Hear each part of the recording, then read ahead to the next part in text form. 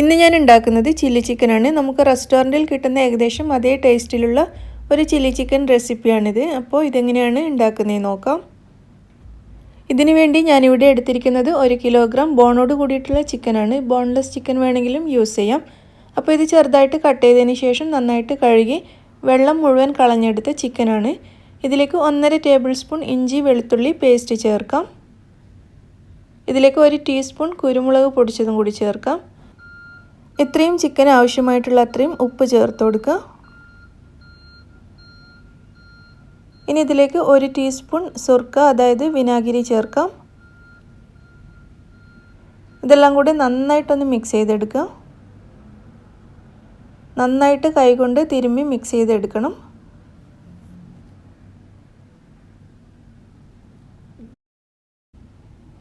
ഇനി ഇതിലേക്ക് ഒരു മുട്ട ചേർക്കാം. മുട്ടയും കൂടി ചേർത്തിട്ട് വീണ്ടും നന്നായിട്ട് മിക്സ് ചെയ്തെടുക്കാം. ഒരു വലിയ മുട്ടയാണ്, ചെറിയ മുട്ടയാണെങ്കിൽ 2 എണ്ണം എടുക്കുക. കാരണം ഇത് 1 കിലോഗ്രാം ചിക്കൻ ഉള്ളതുകൊണ്ട് ചെറിയ മുട്ടയാണെങ്കിൽ 2 എണ്ണം വേണ്ടി വരും. അപ്പോൾ മുട്ടയും കൂടി ചേർത്ത് നന്നായി മിക്സ് ചെയ്തിട്ടുണ്ട്. ഇതിലേക്ക് 4 ടേബിൾ സ്പൂൺ കോൺഫ്ലോർ ചേർക്കാം.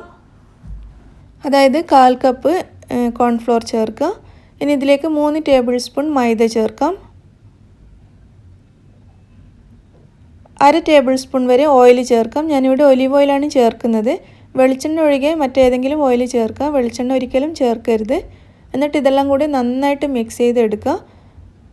ഈ ബാറ്റർ നന്നായിട്ട് ചിക്കനിൽ പിടിച്ചിരിക്കുന്ന രീതിയിൽ നന്നായിട്ട് മിക്സ് ചെയ്യുക.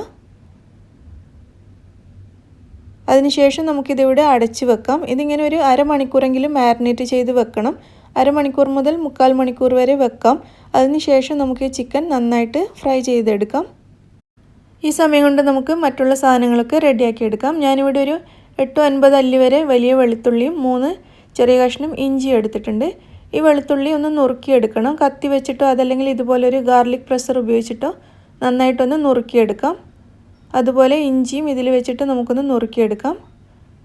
അല്ലെങ്കിൽ മിക്സിയിലൊന്ന് ചതച്ചെടുത്താലും മതിയാവും. അപ്പോൾ ഇഞ്ചിയും വെളുത്തുള്ളിയും ഇവിടെ റെഡി ആയിട്ടുണ്ട്. ഇനി നമുക്ക് സവാള കട്ട് ചെയ്തെടുക്കണം. ഞാനിവിടെ 2 സവാള എടുത്തിട്ടുണ്ട്. ഇത് ഒന്നുകിൽ ക്യൂബ്സ് ആയിട്ടോ അല്ലെങ്കിൽ ഇതിൽ ഞാനിപ്പോൾ കാണിക്കുന്നത് പോലെ നീളത്തിലോ കട്ട് ചെയ്തെടുക്കാം. ഇതുപോലെ ഓരോ കട്ട് ഇടയ്ക്കിടെ കൊടുത്തതിന് ശേഷം ഇതുപോലെ ഒന്ന് അടർത്തിയെടുത്താൽ മതി. വളരെ എളുപ്പമാണ് ഇതുപോലെ ചെയ്യാൻ. 2 സവാളയും നമുക്കിതുപോലെ കട്ട് ചെയ്തെടുക്കാം. ഇനി വേണ്ടത് ക്യാപ്സിക്കാണ്. ഞാനിവിടെ ഒരു വലിയ ഗ്രീൻ ക്യാപ്സിക്കാണ് എടുത്തിട്ടുള്ളത്. നിങ്ങൾക്ക് വേണമെങ്കിൽ 2 എണ്ണമൊക്കെ എടുക്കാം. അത് നിങ്ങളുടെ ഇഷ്ടത്തിനനുസരിച്ച് ചെയ്യാം. അതുപോലെ ഗ്രീൻ ക്യാപ്സിക്കം കൂടാതെ റെഡും യെല്ലോ ഒക്കെ എടുക്കാവുന്നതാണ്. അപ്പോൾ ഈ ക്യാപ്സിക്കം ഞാനിവിടെ ക്യൂബ്സ് ആയിട്ട് കട്ട് ചെയ്തെടുത്തിട്ടുണ്ട്. ഇനി എടുക്കേണ്ടത് സ്പ്രിംഗ് ഒണിയനാണ്, അതായത് ഉള്ളിയുടെ തണ്ട്. അപ്പോൾ ഇതിൻ്റെ വെള്ള കളറിൽ കാണുന്ന ഭാഗം വേറെയും പച്ച നിറത്തിൽ കാണുന്ന ഭാഗം വേറെയും ആയിട്ട് കട്ട് ചെയ്തെടുക്കണം.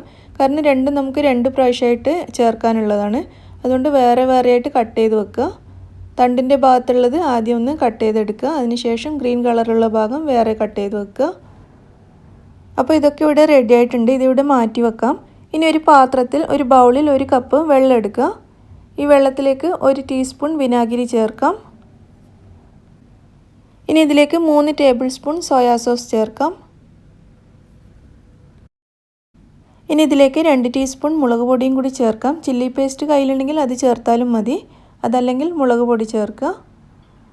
ഇനി 1 ടേബിൾ സ്പൂൺ ടൊമാറ്റോ കെച്ചപ്പും കൂടി ഇതിലേക്ക് ചേർത്ത് കൊടുക്കാം.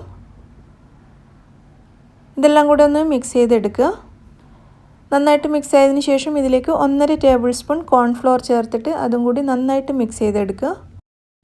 കോൺഫ്ലോർ വെള്ളത്തിൽ വളരെ പെട്ടെന്ന് മിക്സ് ആവും. ഒട്ടും കട്ടയില്ലാതെ നന്നായിട്ടൊന്ന് മിക്സ് ചെയ്തെടുത്തതിന് ശേഷം നമുക്കിതിവിടെ മാറ്റി വെക്കാം. നമ്മൾ നേരത്തെ മാരിനേറ്റ് ചെയ്ത് വെച്ച് ചിക്കൻ ഇപ്പോൾ അരമണിക്കൂർ കഴിഞ്ഞിട്ടുണ്ട്. ഇനി ഇത് നമുക്കൊന്ന് ഫ്രൈ ചെയ്തെടുക്കണം. ഫ്രൈ ചെയ്യാൻ വേണ്ടിയിട്ട് ഞാനൊരു പാൻ അടുപ്പത്ത് വെച്ചിട്ടുണ്ട്. ഈ പാൻ ചൂടാകുമ്പോൾ ഇതിലേക്ക് ഓയിൽ ഒഴിച്ചു കൊടുക്കാം. കുറച്ചധികം ഓയിൽ ഒഴിക്കണം. നമുക്കിത് ഡീപ്പ് ഫ്രൈ ചെയ്യാനുള്ളതാണ്. അപ്പോൾ കുറച്ചധികം ഓയിൽ ഒഴിച്ചു കൊടുക്കുക. ഓയിൽ നന്നായിട്ട് ചൂടായിട്ടുണ്ട്. നമ്മൾ മാരിനേറ്റ് ചെയ്ത് വെച്ച് ചിക്കൻ ഓരോന്നായിട്ട് ഇതിലേക്ക് ചേർത്ത് കൊടുക്കാം. ചിക്കൻ മുഴുവനും എണ്ണയിലേക്ക് ചേർത്തിട്ടുണ്ട്. ഇത് ലോ ടു മീഡിയം ഫ്ലെയിമിൽ വെച്ചിട്ട് ഫ്രൈ ചെയ്തെടുക്കുക. ഫ്ലെയിം കൂട്ടി വെച്ചിട്ട് ഫ്രൈ ചെയ്യരുത്. ചിക്കൻ പെട്ടെന്ന് കരിഞ്ഞ്, അതായത് പുറംഭാഗം കരിഞ്ഞിട്ട് ഉൾവശം വേവാതെയായി പോകും. അതുകൊണ്ട് അല്പം ഫ്ലെയിം കുറച്ച് വെച്ചിട്ട് കുറച്ചധികം സമയം എടുത്തിട്ട് നന്നായിട്ട് ഫ്രൈ ചെയ്തെടുക്കുക. കാരണം നമ്മൾ ഈ ചില്ലി ചിക്കൻ ഉണ്ടാക്കുന്ന സമയത്ത് ഇത് അധികം വേവിക്കില്ല. അപ്പോൾ ഈ എണ്ണയിൽ കിടന്നിട്ട് തന്നെ 100% വേവണം.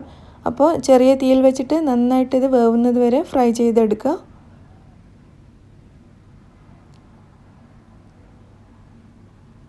ഇതിൻ്റെ ഒരു ഭാഗം നന്നായി ഫ്രൈ ആയിട്ടുണ്ട്. നമുക്കിതൊന്ന് തിരിച്ചിട്ട് കൊടുക്കാം.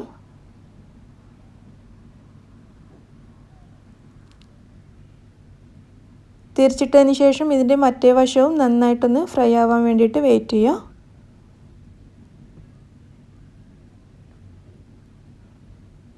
ഇതിൻ്റെ രണ്ട് വശവും നന്നായി ഫ്രൈ ആയിട്ടുണ്ട്. ഇനി ഇത് നമുക്ക് എണ്ണയിൽ നിന്ന് മാറ്റാം.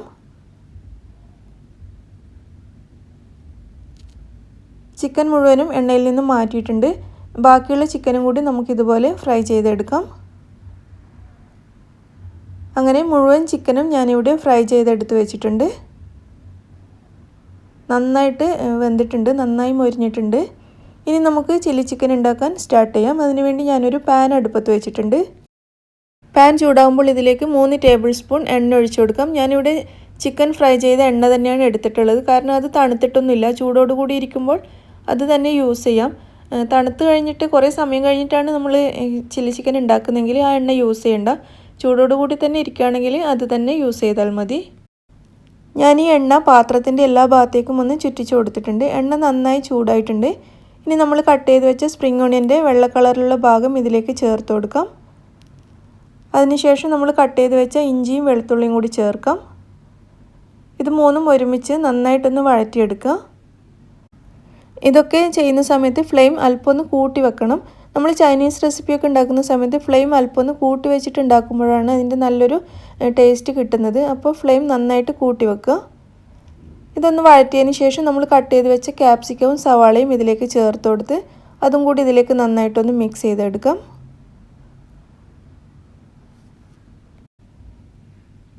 ഇതിലേക്ക് ഇനി 3 പച്ചമുളക് കട്ട് ചെയ്തത് ചേർത്ത് കൊടുക്കാം.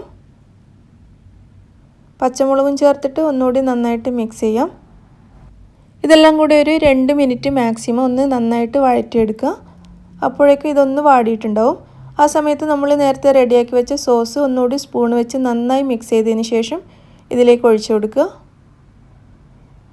ഇതിൻ്റെ കൂടെ തന്നെ നമ്മൾ ഫ്രൈ ചെയ്ത് വെച്ച ചിക്കനും ചേർത്ത് കൊടുക്കാം. മുഴുവൻ ചിക്കനും ചേർത്തതിന് ശേഷം നന്നായിട്ട് മിക്സ് ചെയ്തെടുക്കുക. ഒരു 2 മിനിറ്റെങ്കിലും കുറഞ്ഞത് ഇതുപോലെ നന്നായിട്ട് മിക്സ് ചെയ്ത് ഇതിൽ ചേർത്തിരിക്കുന്ന സോസ് ഒന്ന് വെന്ത് വരണം. ഒരു 2 മിനിറ്റെങ്കിലും ഇതുപോലെ ഒന്ന് ഇളക്കിയെടുക്കുക.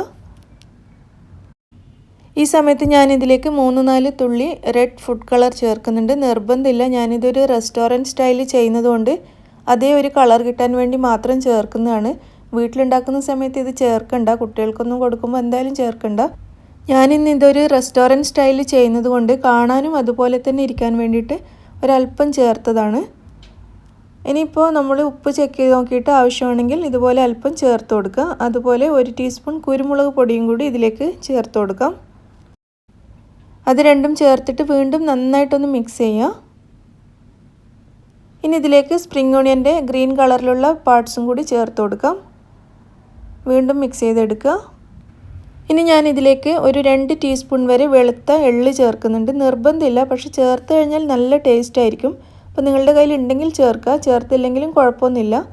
അപ്പോൾ അതും കൂടി ചേർത്തിട്ട് നന്നായിട്ട് ഒന്നുകൂടി മിക്സ് ചെയ്യുക. നമ്മുടെ ചില്ലി ചിക്കൻ ഇവിടെ റെഡി ആയിട്ടുണ്ട്. നമുക്കിത് അടുപ്പത്തുനിന്ന് മാറ്റാം. എന്നിട്ട് ഒരു പ്ലേറ്റിലേക്ക് വിളമ്പാം. ഇന്ന് ഞാനിത് ഉണ്ടാക്കിയിരിക്കുന്നത് ഫ്രൈഡ് റൈസിൻ്റെ കൂടെ കഴിക്കാനാണ്. ചിക്കൻ ഫ്രൈഡ് റൈസ്, അതിൻ്റെ റെസിപ്പി ഞാൻ മുന്നേ കാണിച്ചിട്ടുള്ളതാണ്. അപ്പോൾ അതിൻ്റെ ലിങ്ക് ഞാൻ ഡിസ്ക്രിപ്ഷൻ ബോക്സിൽ കൊടുക്കാം. ഫ്രൈഡ് റൈസിൻ്റെ കൂടെ ചില്ലി ചിക്കൻ നല്ലൊരു കോമ്പിനേഷനാണ്. അതുപോലെ ചില്ലി ചിക്കൻ മിക്ക സാധനങ്ങളുടെ കൂടെയും നിങ്ങൾക്കറിയാം എന്തിൻ്റെ കൂടെയും നല്ലൊരു കോമ്പിനേഷനാണ്. ഗീ റൈസ് ആണെങ്കിലും അതുപോലെ പൊറോട്ട, ചപ്പാത്തി എന്തിൻ്റെ കൂടെ കഴിക്കാനും നല്ല ടേസ്റ്റാണ്. ഇത് നിങ്ങൾ എന്തായാലും ഒന്ന് ഉണ്ടാക്കി നോക്കൂ. ഏകദേശം നമ്മൾ റെസ്റ്റോറൻറ്റിൽ നിന്നും വാങ്ങിക്കുന്ന അതേ ടേസ്റ്റ് തന്നെയാണ്. ഉണ്ടാക്കി കഴിയുമ്പോൾ നിങ്ങൾക്കത് മനസ്സിലാവും. അപ്പോൾ നിങ്ങൾക്കിത് ഇഷ്ടമാവുകയാണെങ്കിൽ ലൈക്ക് ചെയ്യാനും ഷെയർ ചെയ്യാനും മറക്കരുത്. നിങ്ങളുടെ അഭിപ്രായം തീർച്ചയായും അറിയിക്കുക. അതുപോലെ നിങ്ങൾ എൻ്റെ ചാനൽ ഇതുവരെയും സബ്സ്ക്രൈബ് ചെയ്യാത്ത ആളാണെങ്കിൽ പ്ലീസ് സബ്സ്ക്രൈബ് ചെയ്യുക. താങ്ക്